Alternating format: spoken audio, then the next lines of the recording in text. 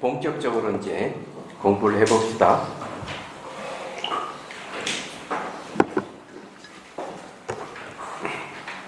34페이지.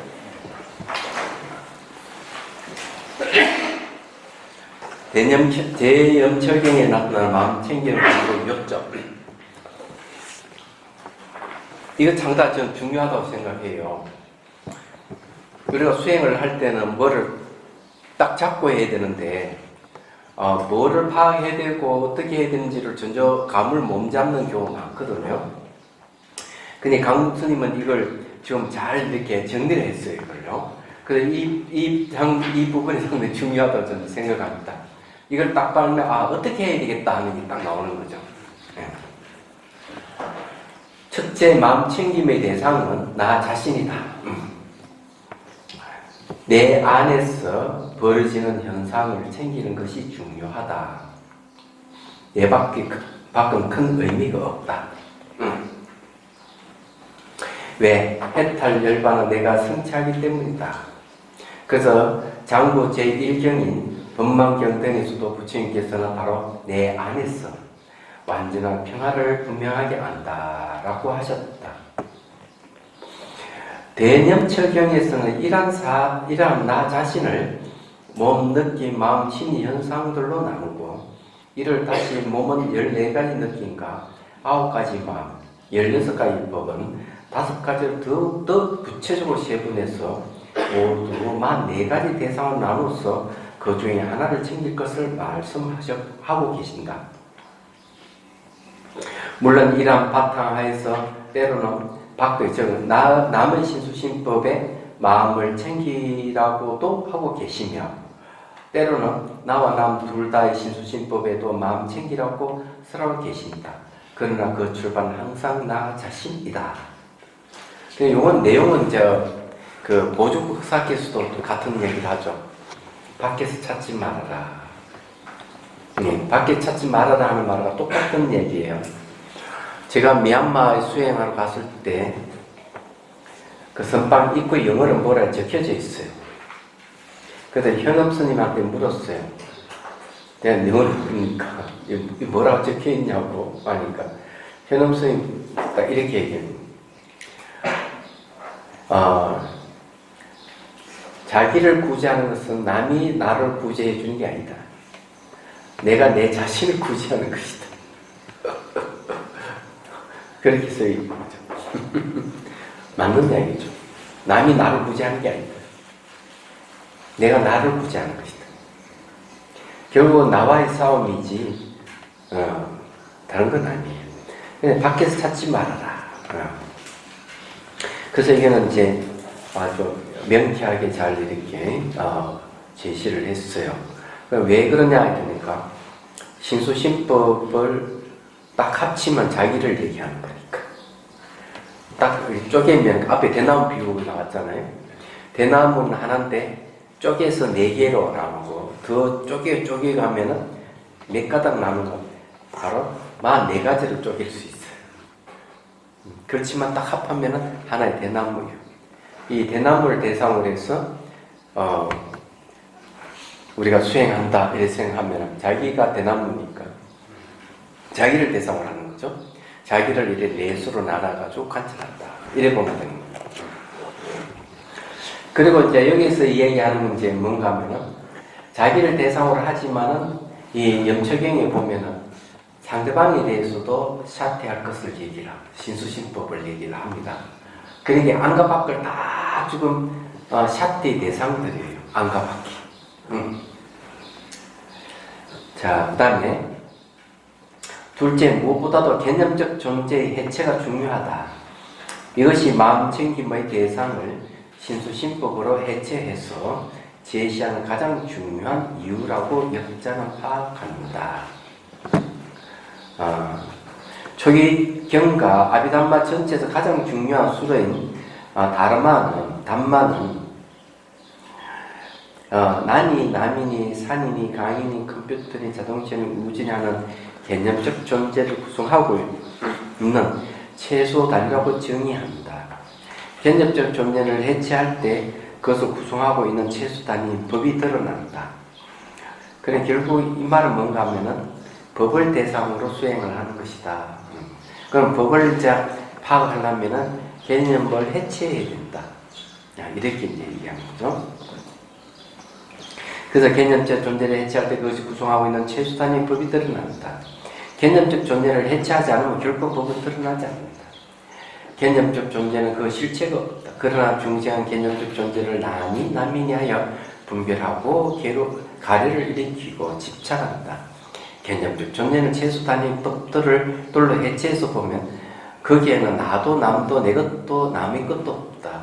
거기는 단지 제법이 일어난가 사라짐만이 있을 뿐이다. 이게 참 중요한 내용인데 이게 무슨 말이냐면요. 사대를 관찰하잖아요. 그 청년도론에 보면 신체 부위 32가지를 외우게 해요. 그래서 신체 부위 32가지를 파악하는 것보다는 이 몸의 지수화통 4대를 관찰하는 게 훨씬 지혜로운 사람들이 한다. 이렇게 되어 있어요. 32부분을 갖다가 딱 줄이면 지수화통 4대가 되는 거예요. 4대 관찰하게끔 하는 겁니다.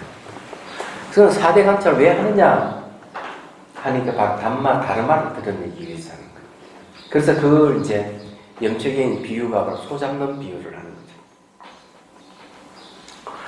거죠. 소를 키울 때는 소락하는 개념을 갖고 있어요. 소가 크면은 이제 잡아서 끌고 가요. 사거리를 끌고 갈 때도 소락하는 개념이 있어. 그래서 메달을 묶고 놓고 잡아. 뼈는 뼈대는 살은 살대로 고기 덩어리를 차분히 해. 그러면 상위에 턱 고기 덩어리를 올려놓고 판매를 할 때 뭘 팔죠? 자, 이거는 뭐 쉬운 문제니까. 자, 그러면 답은 나와 있지만 고기를 팝니까? 소를 팝니까? 고기를 팔죠, 그죠? 소는 어디 가버렸죠? 그래서 소를 해체하니까 소를 구성하고 있는 것은 지수화풍 4대더라 이야. 4대로 이렇게 구성되어 있기 때문에 소락하는 개념이 지나지 않는다. 이렇게 보는 거죠.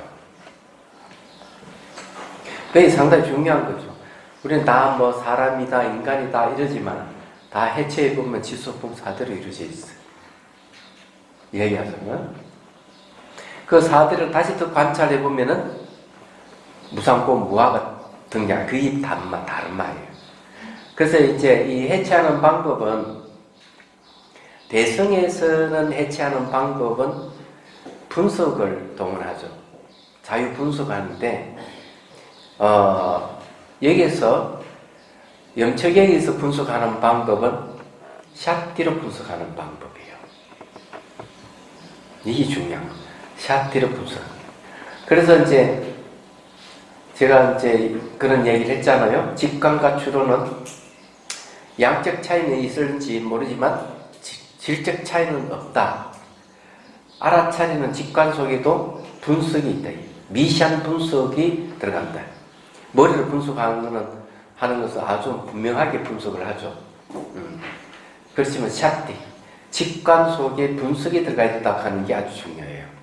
그래서 알아차림을 계속 하면은 관찰이 되고 관찰 속에서 일어나고 사라지는 분명하게 분석을 해는 거예요. 그러면서 이건 흙의 요소고 이건 물의 요소고 이건 불의 요소, 바람의 요소라는 분명하게 관찰이 이루어진다. 그래서 이 얘기를 하는 거예요. 그래서 불교 인식논리학에서도 분명하게 혈량과 비량을 이야기하면서 양적 차이는 있을지 모르지만 질적 차이는 없다. 이렇게. 혈량이 바로 직관이고 알아차림이거든. 그래서 이걸 분명하게 우리 이해해야 된다.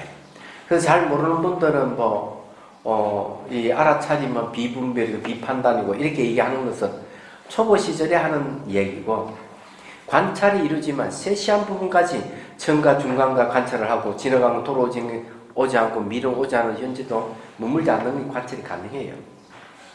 얘기하다만. 그런 이런 사실을 여러분 확실히 알아야 됩니다. 잘못 오해해가지고 이파산나는 비판단에게 비분별이다. 이런 식으로만 얘기하면 수행이 안 돼요. 여기 이제 본문에 나중에 한번 소 잡는 비유에 대해서 자세하게 그걸 설명할 거예요. 이런 이 분석하는 방법은 과학에서도 흔히 쓰는 방법이에요. 이야기하자면 과학에서는 어떻게 하느냐. 원효 스님도 이걸 가르쳐 줬었어요. 해동소에 보면은 그 기와 같은 거라든지 이런 도자기 같은 거라 망치로 이렇게 부수는 걸 얘기하죠. 잘게 부숴보면은 나중에 가루가 나오고 가루가 계속 부수면 아무것도 없다고 이렇게 얘기를 하고 있어요. 근데 이런 방법은 요즘 좀 세련되게 하죠. 어떻게 하느냐? 4kg 내지 5kg 된 거대한 가속기를 땅 밑에 묻어요. 그리고는 이제 입자를 충돌시키는 거죠. 가루를 만들고 하다 보면 이제 나중에 전자현미경을 들어보면은 오시는 전자현미경 원자까지 볼 수 있다네요. 근데 이런 입자를 갖다가 가속기 속에 집어 탁 충돌시키는 거. 쪼개는 방법이에요. 충돌시키면 중성자, 양성자가 튀어나오는데 중성자, 양성자도 탁 충돌시키면 커크락하는 게 나오는데 이놈을 또 충돌시키고 하다 보니까 몇 년 전에 이제 발견한 거 신의 입자, 힉스라는 걸 발견하게 된 거예요. 근데 포항공대 강 교수님이 서울에 갔대. 이 힉스를 발견한 과학자가 왔다 하니까. 그래서 다 바로 물었대. 단일체입니까? 복합체입니까? 물질을, 이 에너지를 줄 수 있는, 신의 입자라는 이 힉스가 단일체입니까? 복합체입니까? 대답을 못 하더래요. 단일체라고 해도 언제든지 발견되거든. 복합체는 실체가 없는 거죠. 쪼개지면 없어지는 거예요. 매우 불교적인 질문이죠. 이게. 그래서 이렇게 쪼개보면 아무것도 없어요. 저는 이게 쪼개서 아무것도 없다 하는 거는 저는 옛날에 다 알았어요. 어디서? 꿈속에서. 꿈을 꾸면서 아무것도 없다 하는 거 알았어요. 얘기하자면. 그런데 그렇게 백날 알아도 수행해서 체험해보지 않는 이상은 아무 소용이 없어요. 그거. 그래서 강원에 다닐 때 날마다 분석을 했어요. 버스 타고 가면서 분석하고 걸어가면서 분석하고 분석해보면 결과가 없어요. 그런 게 아무것도 없다 하는 게 나중에 꿈속에도 나타나더라니까 아무것도 없다고. 그러니까 수행해가 체험을 하지 않는 이상은 그건 다 소용이 없습니다. 그게. 그렇지 모르는 것보다 낫죠. 그래서 이게 이제 분석한다는 게 굉장히 중요한 거예요. 그럼 대성에서의 분석은 중론 같은 걸 보면 잘 분석해 놨어요. 그냥 분석하는 건 네 종류로 분석을 해요. 넷으로 분석하는데 이렇게 분석하죠. 첫 번째는 능정사택이라고 그래요. 써야 될까 말아야 될까? 대성에서 분석하는 방법.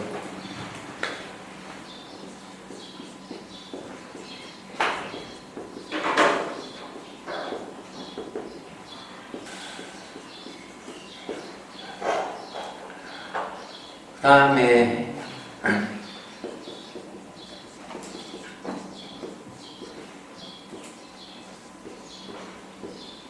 제각사택. 다음에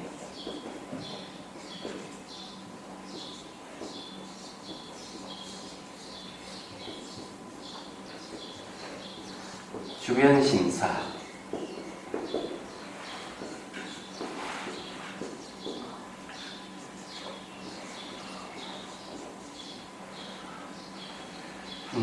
주변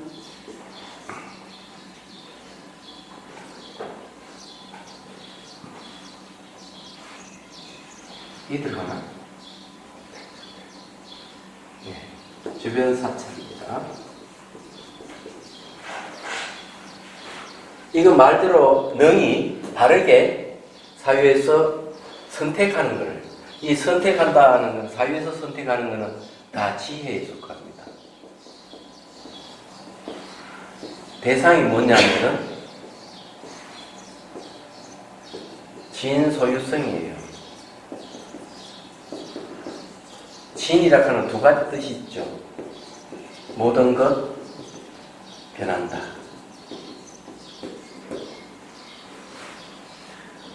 이렇게 계속 사유와 분석해보면 이게 모든 것이 아니라 몸을 대상으로 하는 게 아니에요. 이 초기경전이나 대충 얘기하면은 이 초기경전에서 전체를 아울러서 얘기하는 부분보다는 수행에서는 그냥 몸을 대상으로 하는 게 많아요. 그런데 대성은 아예 처음부터 몸을 대상으로 하는 게 아니라 전 우주의 모든 것, 변하는 것 전부 다 분석해요. 그러면 뭐가 튀어나올까? 궁금하죠? 그럼 여기에 만약에 한다면은 모든 건 첫 번째는 무상하다. 두 번째 불만족스러운 거고, 여기 아무리 찾아도 자아가 없다 하는 게 등장할 거예요. 그럼 이걸 다 하면은 연기입니다, 연기. 연기가 튀어나와요. 그 다음에 체급 사태. 더 깊게 좀 파고 들어가서 하면은 요거는 뭘 대상한 여소유성입니다.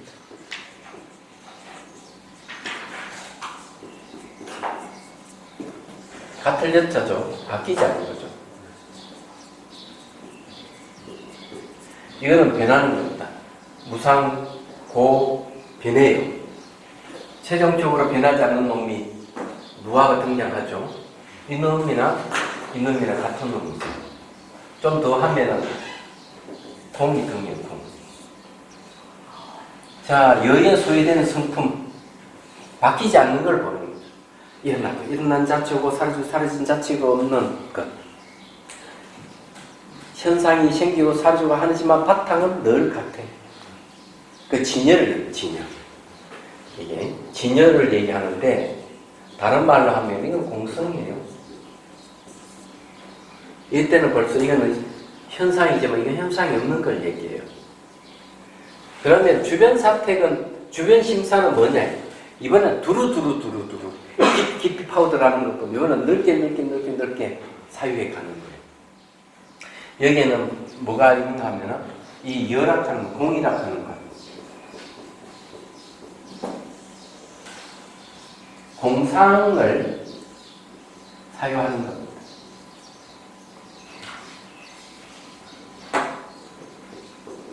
이 공상이 뭡니까? 여입니다. 그러니까 바뀌지 않은 놈을 탁 떠올려가지고 거기에다 마음을 착 붙여가지고 사유하는 거죠. 그래서 여기에는 이 지혜가 들어가 있습니다. 이 공상을 알고는 지혜가 있어요. 그래서 이 공상을 떠올려가지고 탁 또 놓치지 않는 거예요. 그래 이게 이제 해행이라고 하는 행이 들어가는 거예요. 이게. 그 다음에 이제 그게 들어가요. 붙여서 떨어지지 않는 자기가 들어가는 거죠. 이거는 더 깊이, 더 넓고 깊게 자세하게 세밀하게 사유한다. 자, 이거 한계가 뭔 줄 아세요? 사유 한계를 알아야 돼요. 이것도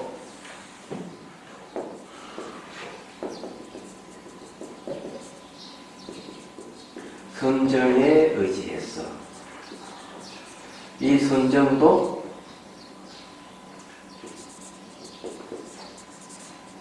색기심 선정이래요. 욕계심은 안 돼요.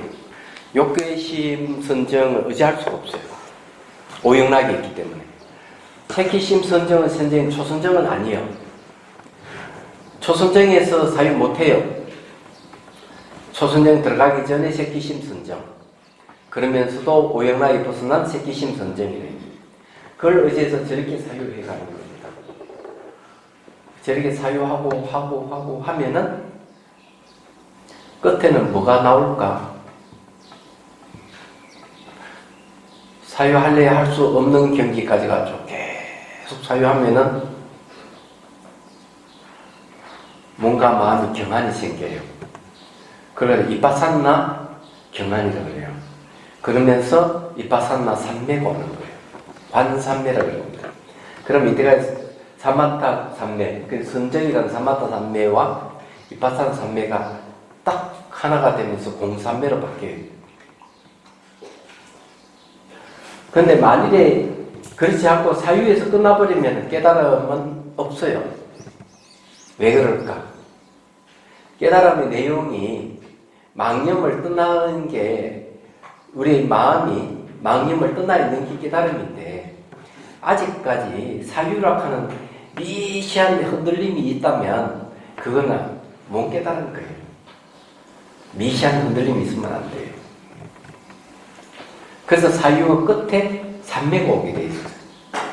그 다음에 이제 무분별지혜가 공삼매성의 무분별지혜가 일어나면서 깨달음이 오는 거예요. 그래서 이게 이제 사유 분석하는 것이 저게 선정에 의지해서 분석하는 걸 지관쌍수라고 해요. 지관쌍수. 이 대성이 사는. 그래서 저게 육바라밀의 강을 건너가지고 소나무 숲에서 분석하는 게 바로 저 네 가지를 분석하는 거예요. 깨달음을 그런 식으로 표현해 놨어요.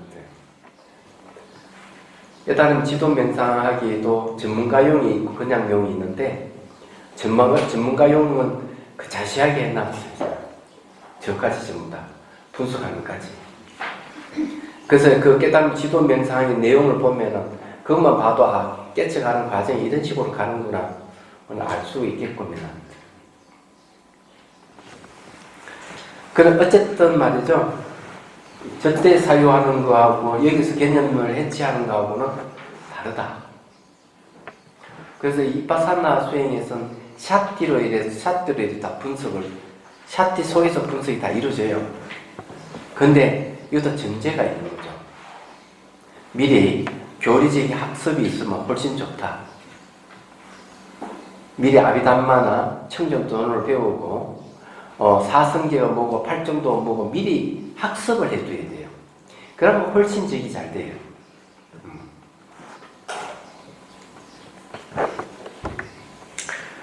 자, 그 다음에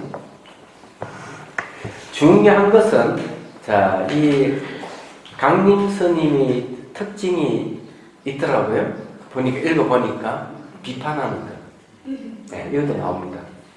중요한 것은 개념적 존재를 해체해서 드러나는 법들은 결코 불변하는 존재론적인 제소 단위가 아니라는 사실이다.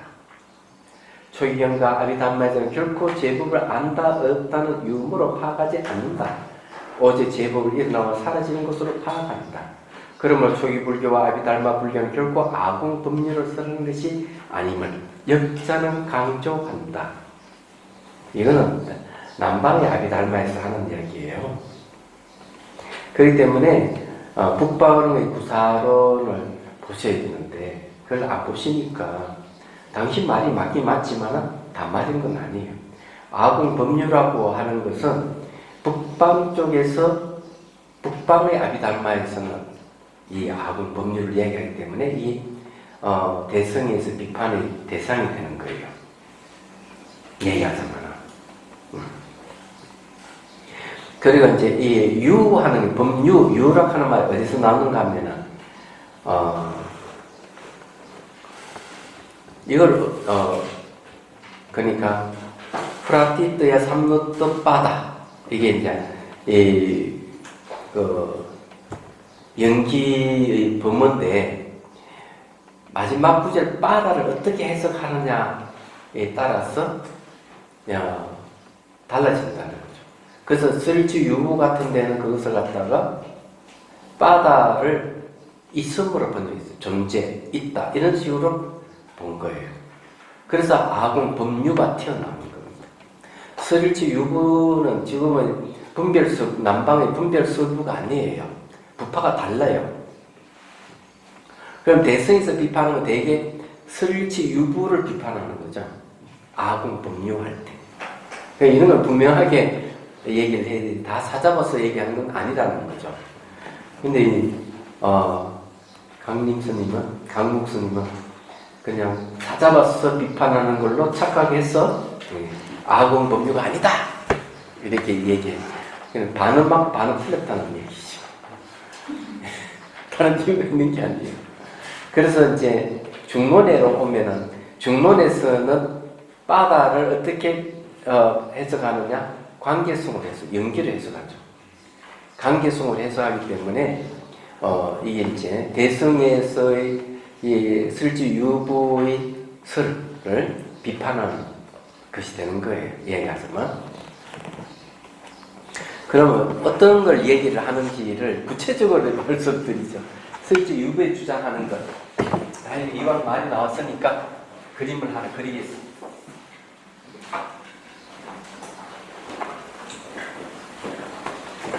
이건 다 적었죠? 네.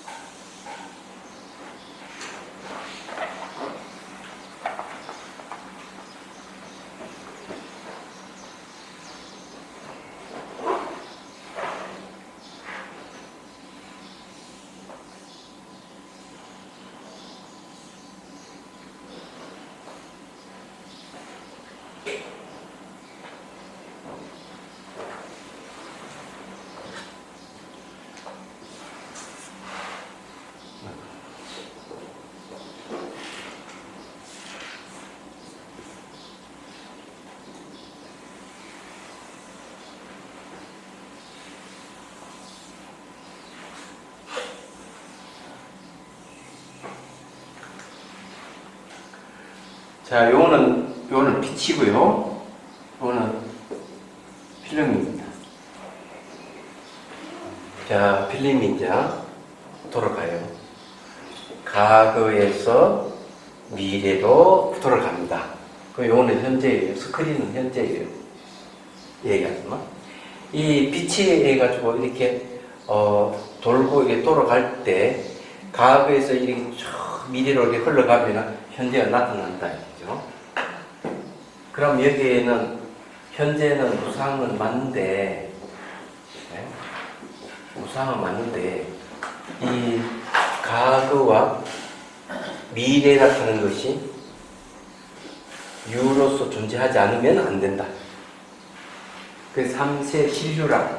그러면 현재도 존재한다. 이래. 삼세 신류라는 말이 나와. 이게 설치 유보에서 주장하는 거예요. 우리는 과거에서 미래로 흘러간다. 이 나타나는 건 그 사이에 이렇게 현재가 나타납니다. 그런데 과거와 미래가 존재하지 않은 현재가 어떻게 존재하겠느냐. 이 설일체 유보에서 주장하는, 그래서 유보, 이슬 유자가 주장하는 거예요. 그런데 아는 공한데 현실적으로 봐라. 법은 있지 않느냐. 이런 식으로. 그래, 이거는 조경전에서 주장하는 게 아니에요. 그러니까 이 설치 유부에서 주장하는 거예요, 이게. 그래, 그걸 비판하는 거죠. 그는 아는 공하다 하나, 아는 자아가 없다 하나 확실히 아는데, 보이고 들리는 이 세계에 대해서는, 보면 저렇다고 얘기를 한다는 거예요. 그래, 어쨌든 비판 좋아요. 아궁법요라는 명제 자체는 대승불교가 초기와 아비담마 불교를 비하하기 위한 호구지책으로 만들어낸 명제에 지나지 않는다. 강목스님 공부 좀 더 하셔야 됩니다. 예. 좀 미안한 일이지만은, 이렇게 얘기를 하면 근거 없이 대승불교를 비방하는 건데요. 대성의 논사들이 이 아공 법률 비판할 때는 그 많은 근거가 있어서 하는 거예요. 얘기하자면. 그래 근거를 있어서 하는 거고 초기 불교를 비판하는 거 아니에요. 대성에서는 이 부파불계에서 주장하는 학설을 비판해요. 얘기하자면. 그래서 이제 이렇게 되면은 초기 불교가 최고다, 아비달마 최고다 이런 식으로 간단 말이에요. 이게 그러면은 싫어하죠. 우리 같은 사람이 이거죠. 이렇게 하는 거죠. 이게. 자, 초기 불교와 아비달마에 의하면 이러한 최소 단위 법들은 모두 찰나적인 것이고 그런 걸 근본적으로 괴로운 것이며 조건 따라 생긴 것이기에 실체가 없다. 초기경과 아비달마 그 어디에도 법의 실제론적으로 이해하는 곳은 없다. 없는데도 불구하고 저건 다 무상이잖아요. 필름 돌아가는 거. 무상인데도 있다고 이래보는 거예요. 무상한 것이 그게 뭐가 있다 이래보는 거예요. 그냥 실체가 없다는 게 아니고 그런 게 상당히 고차원적인 있음이에요. 법률학 하는 게. 그걸 비판하는 거예요. 그런 것도 없다. 비판하는 게 중론에서 비판하는 거예요. 이처럼 개념적 존재를 법들로 해석하게 될 때 무상고 무아는 제법의 보편적 특징이 분명하게 드러난다. 그러면 더 이상 개념적 존재를 두고 가리와 무명을 일으키지 않게 됩니다. 그래서 해체는 중요하다. 해체의 중심에는 나라는 존재가 있다. 중생들은 무엇인가 불변한 참 나를 거머쥐려한다. 이것이 모든 집착 가운데 가장 큰 집착이다. 그래서 초기경 곳곳에서 부처님께서는 온 무아를 설하셔서 나는 존재는 온 일시적인 집합에 지나지 않음을 거듭 증명하고 계시며 대념철경에서는 실참 수행의 측면에서 이런 나를 몸, 느낌, 마음, 심리 현상들로 해체해서 마음 챙길 것을 강조하고 계시는 것이다. 맞는 말이요. 이게 온 무아에 대해서 간단하게 얘기하면 그러면 이것을 대승에서는 어떤 식으로 분석을 하느냐, 온 무아를. 특히 달라이 라마 스님 분석하는 방법은 이런 방법을 분석해요. 오온이 나라고 한다면 5개가 나가 있다. 색수상행식 오온이잖아요. 색은 몸이고 수상행식은 정신작용들인데 그러면 그렇게 보면 5개의 구성 요소에 각각 나가 있다고 하니까 내가 5이나 되니까 이건 문제가 있는 것이다. 그러면 오온을 떠나가지고 내가 있다면 어떻게 될 것이냐.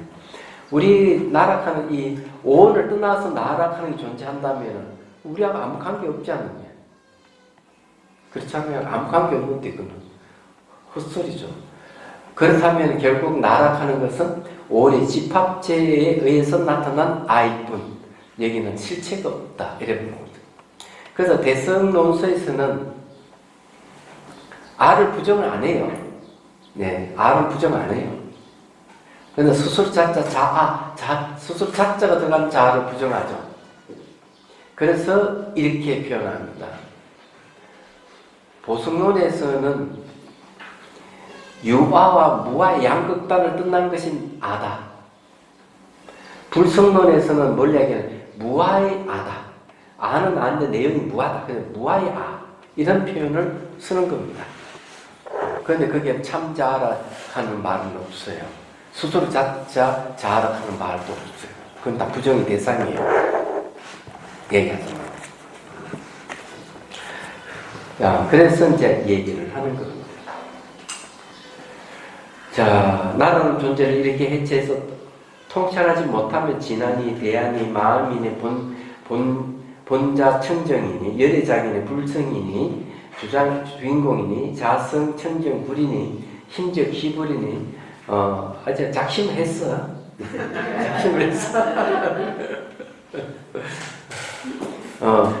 중생, 적불이니 하는 개념적 명기에 함몰되기 마련이다. 그래, 열애장이나 불성의 주인공의 심지어는 자아나 대까지 세웠어. 이러한 것과 하별되는 경지주물 깨달음을 이해하게 되고 이런 것을 불교의 궁극으로 오해하는 어처구니 없는 일을 저지르게 되니 참으로 두려운 일이다. 그런데 요건 조금 반론 여지가 있어요. 왜 반론 여지가 있는가 하면은 초기 불교 시대하고 지금 시대가 달라요. 얘기하습니다. 세월이 많이 흘렀다고 그러죠. 벌써 2600년이라는 세월이 흘렀습니다. 이 이야기는 뭘 얘기하는가 하면은 시대가 계속 바뀌어가는 거예요. 불교는 500년마다 한 번씩 바뀌어간다고 얘기를 하는데 사람들이 그대로 그 풍습대로 그대로 그 언어를 그대로 사용하지 않습니다. 언어도 많이 달라지고 개념이 달라지고 풍습도 달라지는 거죠. 얘기하자면 요즘 같은 시대는 더 빠르게 달라지고 있는 거죠. 그래서 불교는 어떻게 이해해야 되는가 하면 초기 불교부터 대성이나 성불교 이르기까지 내용은 달라진 게 없다고 보는 게 맞아요. 그건 용어가 그때 그 당시 쓰던 용어를 쓸 수밖에 없어요. 사람들은 열애장이라는 용어를 쓰고 불성이라는 용어를 쓰던 시대 때는 무아를 이야기하고 공을 얘기한다고 잘 먹게 들겠습니까? 오히려 열애장이나 불성을 얘기해야만 더 잘 먹게 들 겁니다. 얘기하면. 그래서 논서에서는 아를 얘기해도 무아의 아라고 얘기를 하는 이유가 거기에 있어요. 그리고 불성이라는 개념도 어떻게 얘기를 하고 있는가? 우리는 불성을 어떤 실체론적으로 다 이해하는데 논술에서 그렇게 얘기 안 해요. 공성을 상을 없이는 작용을 한다는 거죠. 그래서 공성에 의해서 깨달음을 얻는다. 그래서 공성이 뭔가 하면은 부처가 될 수 있는 씨앗이다. 불성이다. 불성론에서 이렇게 보는 거죠. 결국 뭔가 하면은 이 불성이라고 하는 용어가 등장하게 된 거는 부처가 될 수 있는 씨앗이라고 얘기를 하는 거는 바로 공성에서 나온 거예요. 알고 보면. 그리고 이제 사람들이 나에게 무한한 잠재력의 가능성이 있다고 대성이 누차 그렇게 얘기를 합니다. 그건 단순하게 그냥 무하고 공이야 하는 게 아니고 공이라고 하는 건 나에게 무한한 가능성을 얘기하는 거고 나에게는 항아리 모래알 같은 공덕을 갖추고 있어. 이렇게 얘기하는 거예요. 대성에서 그 얘기를 하고 있는 거죠. 이거는 공하지 않은 불공이야. 이렇게 이제 얘기를 합니다. 이렇게 얘기하는데 그런 걸 왜 강조를 할까? 또 생각해 봐야 돼요. 그래서 이 초기 불교 해가지고 북파 불교 시대 때는 그냥 열반에 들어서 끝나는 것을 얘기를 해버리니까 이것이 시대가 흐르고 난 뒤에 좀 문제가 되는 거예요. 얘기하자면 대승이 등장하게 된 동기도 알고 보면은 이 전란이 일어나가지고 막 완전히 이 나라가 초토화되는 거죠. 그건 내가 수행하니 좋더라. 너도 한번 수행해봐라.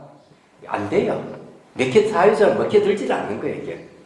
그래서 등장하는 게 뭐가 등장하겠어? 베푸는 거죠. 우선 베풀어. 그래서 육바람이라는 수행이 등장하는데 이 팔정도나 육바람이를 알고 보면 내용 개정이 사만 똑같아요. 그럼 이런 건 시대의 반영으로 보는 거죠. 불교가 시대에 따라 발전해 갈 수밖에 없는 것은 시대가 바뀌어가기 때문에 그런데 초기 불교 시대 쓰던 용어를 그대로 쓸 수가 없는 거예요. 알고 보면 내용은 똑같은데 용어를 바꿀 수밖에 없는 거죠. 아무리 열애장 하더라도 그것은 내용은 무하고 공성을 얘기하는 겁니다. 불성을 이야기해도 똑같아요. 근데 그는 용어를 쓴다 해가지고 힌두기적이다, 실제론이다 이렇게 주장하는 것은 그건 좀 잘못됐다. 시대가 바뀌어가는데 그럼 요즘 시대에는 대성불교가 너무 어렵기 때문에 초기 불교가 각광받는 시대가 됐어. 시대가 다시 돌아온 거예요. 한 바퀴 돌았어. 특히 우리는 오랫동안 대성불교권이 있었기 때문에 지루하고 또 대성불교에 대해서 무감각해지고 염증이 생겼을 가능성이 많아. 이런 초기 불교가 아주 신선한 거예요. 생각이 더라고요. 이거는 지역에 따라 달라진 거지. 우리는 이 중생들은 매 순간 변하고 이 시대가 변해간다 하는 걸 간과해서는 안 되는 겁니다. 언젠가는 또 초기 불교가 쑥 들어갈 때 오는 거예요, 이게. 그렇게 됩니다. 지금 대승불교가 쑥 들어가듯이. 이게 이렇게 강북성님들 막무가내로 이렇게 얘기하면 곤란하다는 얘기예요. 시대에 따라서 그때 쓰는 용어를 쓸 수밖에 없었다. 그래서 이게 오온무화, 오온개공, 오온개진, 오온불성 이렇게 바뀌어가는 거예요. 그건 내용은 똑같아요. 말만 바뀌죠. 그게 시대의 반영이 지나지 않는 거예요. 지금 시대는 대승불교 용어를 쓰면 더 어려워요.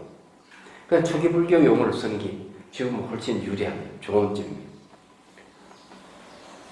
그래서 제가 여러분들이 얘기하고 싶은 것은 그런 용어에 집착하지 마시라고.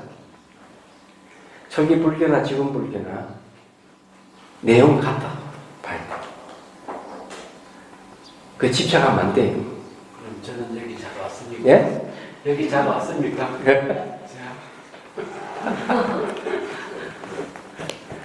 그래서 이게 이제 강국 스님이 비판하는 건 좋은데 이런 식으로 비판을 하면 싸움 납니다. 정말이에요. 특히 이제 보십시오. 거기에 진신직설이 딱 보면은 불교, 조교 딱 하나 얘기합니다.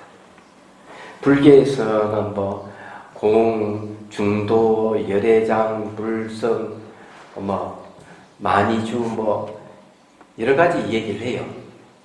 그러면 성가에서는 어떻게 썼을까? 용어를 다르게 씁니다. 주인공, 일착자, 한 물건, 본래 면목, 본지품각 말도 안 되는 소리를 하고 있죠. 잘 생각해 보십시오. 같은 용어인데 왜 다르게 썼을까요? 이 조사 어록을 보다가 알게 된 건데 조사 어록에는 기존에 견져 있는 용어를 갖다 그대로 갖다 쓰지를 않아요. 바꿔버려요. 다. 용어를 갖다가. 이유는 같다는 거예요. 문자도 공하다. 선불교에서 주장하는 게 문자도 공하다. 이걸 얘기를 해요. 왜 그러냐면은 불성이라는 용어를 쓰면은 거기에 매여가지고 더 이상 수행 진전이 없는 거예요. 그때는 용어를 바꿔줘요. 신선하게. 지금 대승불교 용어를 쓰면 지루하고 머리 아프지만 초기불교 용어 쓰면 신선하게 받아들이잖아요. 똑같은 거예요. 얘기하죠. 이걸 우리가 알아야 된다. 그래서 이게 선불교가 등장했을 때는 굉장히 신선했던 거야. 그래가지고 막 저작거리에서 바로 그냥 법문이 이루어지고 이러는 요즘은 선하면 산에서 이루어지잖아. 왜 그럴까 이게? 선불교 용어가 명송시대 때 용어란 말이에요. 명나라 송나라 때의 용어예요. 시대가 바뀌었어요. 근데 그 용어를 쓰니까 다 머리 아픈 거죠. 다시 그 용어를 새로 배워야 되는데 개념을 다시 배워야 되는 일이 벌어진 거예요. 그때는 그대로 막 써도 됐지만 지금은 안 된단 말이에요. 본래 면목도 새로 다 풀어야 되고 주인공이라는 말도 풀어야 되고 다 풀어야 되는 시대가 온 거예요. 얘기하자면 새로 배워야 되는 시대가 돼버린 거죠. 그래서 어렵게 느껴요. 사람들이 이거 너무 어려워 이러는 거예요. 이게 얘기하자면 제가 이 강단에서 오래 강의를 하다 보니까 알게 됐어요. 그 전부 다. 용어가 이 용어는 어쩔 수 없이 시대의 산물이라는 거예요. 또 시대가 바뀌면 또 새로운 용어가 등장할 거예요. 얘기하자면 불성이나 본래 면목 말로 다른 용어가. 그런데 왜 그런 수많은 용어가 많이 생기느냐? 이러면은 사람도 받아들이는 용어에 따라 받아들이는 다 달라요. 그래서 여기서 뭘 지금 하는가 하면 극기명상을 발바닥에 집중하지 마라 하잖아요. 용어가 미치는 영향이 크기 때문에 움직이는 대상에 대해서는 집중이나 용어를 쓰면 안 맞단 말이에요. 집중은 움직이지 않는 대상에 쓰는 용어란 말이에요. 그래서 단지 의식이 발바닥에서 벗어나지 않도록 끔딱지가 딱 붙도록 그렇게만 해라고 얘기하잖아요. 다 이유가 있는 거죠, 그게. 생각이. 여러분, 그거 아셔야 돼요. 왜 제가 알아차림을 해야 되지? 마음 챙기면 곤란하다. 왜 하면 내용은 틀린 건 없지만은 실제 수행에서 들어갔을 때는 속도감이 없다 이거죠. 미첩하지 않다 그 용어가. 너무 둔탁하다 이거죠. 그럼 수행자에게 이 용어를 썼을 때 미첩하게 요구세는 즉각적 변환에 대해서 즉각 체크해야 되는 이런 상황에서는 이 용어가 적합하냐 이게. 그냥 학자들에게는 딱 맞는 용어예요. 수행자에게는 안 맞는 용어란 말이에요. 이게. 솔직하게 얘기하면 그렇게 비판하는 이유가 거기에 있는 거죠. 아, 내가 목소리 너무 높았나? 좀 자제를. 조금만 요 하고 세 번째 전까지만 하고 끝내기로 하죠.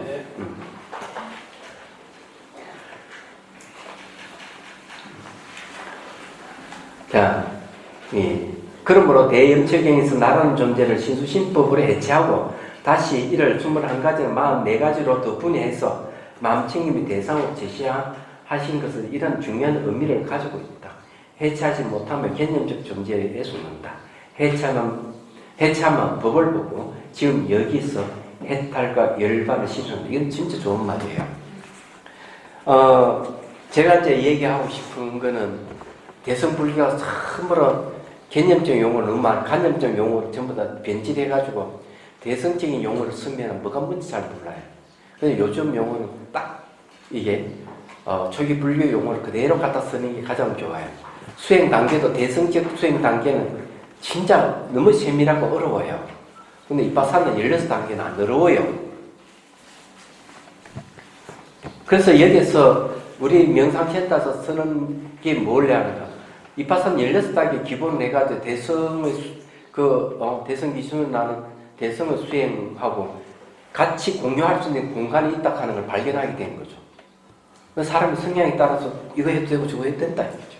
나 그렇게 보는 거예요. 그래서 둘 다 가르치는 거예요. 그래서 수행은 보니까 대성은 너무 세분화되고 어렵지만 초기 불교는 그렇지는 않습니다. 적어도 아비달마에 가면 더 어렵게 됩니다. 초기 불교보다 훨씬 더 얘기하자면 그런 부분이 있는 거예요. 그래서 지금 사람들이 바쁘고 수행하기 어려운 시기에는 그런 어떤 복잡한 구조보다는 단순한 구조가 제일 좋다고 저는 생각해요. 그리고 쉽게 와닿을 수 있는 것. 그 제 주의는 이런 겁니다. 대성을 이야기하면서 보리심이 없으면 그건 소승의 가르침입니다. 소승의 가르침을 하더라도 보리심이 있으면 대성의 가르침입니다. 좀 그렇게 얘기합니다. 그래서 초기 불교는 대성, 소승 다 가장 근본적인 바탕을 이루는 게 보리심이 있느냐 없느냐에 따라서 대성과 소승을 갈릴 뿐이지 대성의 가르침이 따로 있고 소승의 가르침이 따로 있는 게 아니에요. 자, 그렇게 봐요. 어쨌든 그렇다는 걸 아시고 뭐 질문할 게 있으면 하세요. 잘 하셔가지고요. 책을 한번 내시면은 우리 그 해민이 지금 멈추면 비로소 보이는 것 그렇게 해가지고 그게 보면은 다 이제 초기 불교의 내용을 풀어서 써서 이미 100만 부 가까이를 돌파를 했으니까 스님들 이제 그런 관점에서 풀어서 방실하게 해주시면 네. 해민 스님은 제가 보기에는 아주 대단한 스님 같아요. 그래서 여러분들에게도 혹시 하버드 좀 나오시면 안 될까? 서울대만 나와도 다 환호하고 그러는데 얘기하자면 거기에는 그런 프리미엄이 붙어 있다는 거예요. 아무나 할 수 있는 건 아니에요. 복도 많이 쌓고. 수불 스님하고 고고 스님한테 다 인가를 받았습니다. 남방 대선 다 인가를 받은 사람이라서. 글쎄, 저는 잘 모르겠어요. 저는 그 스님 회의자 스님이라서 가끔 와서 그 템플이나 이런 거에 나는 그 스님 잘 모르기 때문에 뭐 다른 분이 인가를 해주고 뭘 하더라도 저는 잘 모르겠다고 얘기할 수밖에 없어요. 질문이 하나 있는데요. 네. 법령처가 제속으로 어떻게 수행을 하라는 의미인지. 그 법령처가 딱 청정과 오염이에요. 번뇌에 오염된 걸 5개를 얘기하잖아요. 청정은 칠각지라든지 사성제라든지 팔정도 이건 전부 칠각지에 들어가는 거. 이거는 이제 전부 청정에 들어가는 거거든요. 그래서 이제 그 청정 부분은 바로 수행의 수단이 된다는 얘기입니다. 수행 수단이기 때문에 심리 현상을 청지현과 오염을 딱 나눠서 봐야 돼요. 그래서 이제 칠각지 수행 같은 것도 마찬가지. 제일 먼저 하면 샤티가 나오잖아요. 샤티에 의해서 그 다음에 이제 그다음 뭐 두 번째 칠각지 두 번째는 뭐더라? 예? 택법각지는 바로 지혜를 얘기한다고요. 그렇게 해가면 이제 몸이 가벼워진다든지 뭐 영각지, 택법각지, 세 번째는 또 정진가 그래 이제 정진에 들어갈 수 있는 거. 정진, 예? 그다음 희가 기쁨이 생기고 이러잖아요. 그다음에 뭐 사각지가 생기고 이런데 이런 거 딱 생기는 게 자체가 재밌는 거는 내가 그런 경계를 만났을 때 그런 경계를 내가 인식해주기만 하더라도 수행 경계가 또 높아져요. 얘기하자면 이게 경황각지네. 내가 인식하잖아. 그러면 다음에 수행하면은 가벼워지는 건 다 경황각지는 다 아는 거예요. 기쁨이 생기네 하는 기쁨이 또 나에게 수행에 독려해주고 수행 진전을 시켜주는 거죠. 근데 이런 것들이 오히려 또 수행 수단이 되는 거예요. 칠각지가 수행의 결과이면서도 수행 수단이 되는 거예요. 얘기하자면. 그렇기 때문에 그런 얘기를 하는 거죠. 그 다음에 뭐 그 중에서 이제 사성제 안에는 팔정도 들어가요. 팔정도 안에는 정념이 있잖아요. 이 정념은 그냥 그대로 염처경에서 아주 중요한 수행 수단이잖아요. 그건 법념체에서 나오는 겁니다. 그렇게 보시면 돼요. 얘기하자면. 그리고 법이라 하는 용어는 어떻게 이해해야 될 것이냐 하는 부분이 있어요. 잘 보십시오. 눈과 눈의 대상이 만나면은 시각이 일어나죠. 그죠? 귀와 귀의 대상이 만나면 청각이 일어나죠. 그런데 이렇게 얘기하죠. 눈과 눈의 대상이 만나고 귀와 귀의 대상이 만나고 코와 코의 대상이 만나고 혀와 혀의 대상이 만나고죠. 피부와 그다음 피부의 대상을 만나고 의와 의 대상을 만나고 이렇게 서로 만나는 것을 일체라고 그러죠.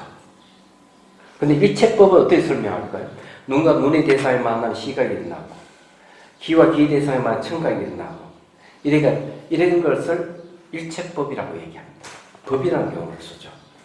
법이라는 용어를 쓰는 것은 서로 상호관계에 의해서 나타난 것까지 포함해서 법이라고 얘기합니다. 그 다음에 법념처를 얘기할 때 우리가 의식의 대상을 법이라고 얘기했을 때 보십시오. 눈과 눈의 대상이 만나서 시각이 일어나죠. 시각이 다시 눈을 의지의 대상을 파악해서 다시 돌아오잖아요. 그걸 법이라고 하죠. 여러 번 거쳐가서 올랐죠. 그래서 이게 여러 번 거쳐온 거 상호 의존 관계에 있는 건 다 법이라는 말을 쓰는 거죠. 그것이 오염된 것이든 청정한 것이든 아무 관계 없는 거예요. 그런데 법념처라고 얘기했을 때 그거는 심리라고 얘기했을 때 주객이 서로 상대가 샤태한 과정에서 일어난 현상들은 다 법이라고 얘기하는 거예요. 그러니까 법념처에 딱 집어넣는데 그 중에서 이제 이렇게 5개라든지 4성제, 8개 이렇게 집어넣는 거예요. 딱 분리해가지고. 그래 분리해가 이걸 다시 또 이 수행에 도움이 되는 것, 수행에 도움이 안 되는 것 이렇게 청경 오염으로 다시 또 이렇게 분류한 거예요. 그렇게 보면 이해가 되죠. 이제 법이라고 하는 개념 자체가 원인 역할하고 결과를 역할하는 건 다 법이라고 했었어요.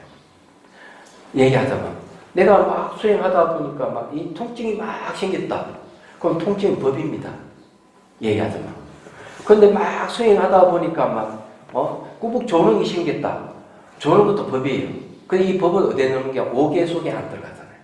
그거 딱 분류해가지고 5개에 딱 집어넣어. 그럼 이해가 되죠. 그죠?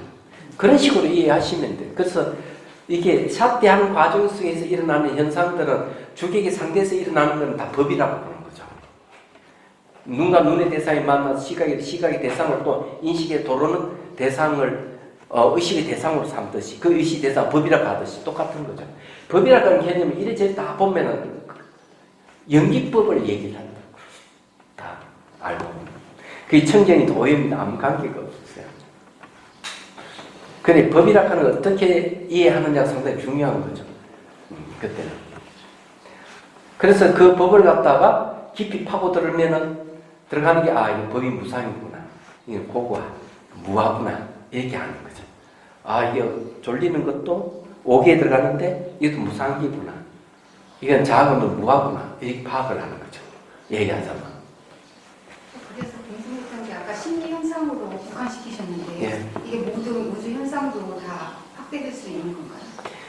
대상에 반응하는 마음은 전부 다 심리 현상으로 나타날 수가 있어요.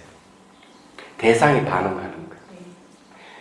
수행은 뭘 이야기하냐면 대상을 파악하는 게 아니고 대상에 반응하는 내 몸과 마음이 일어나는 현상을 관찰하는 거예요.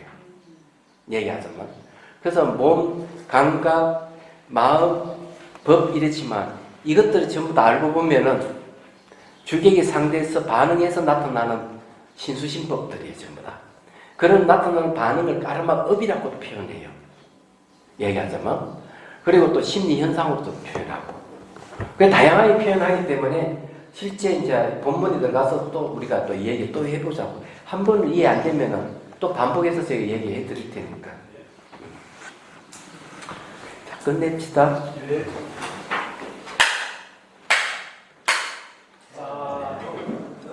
네.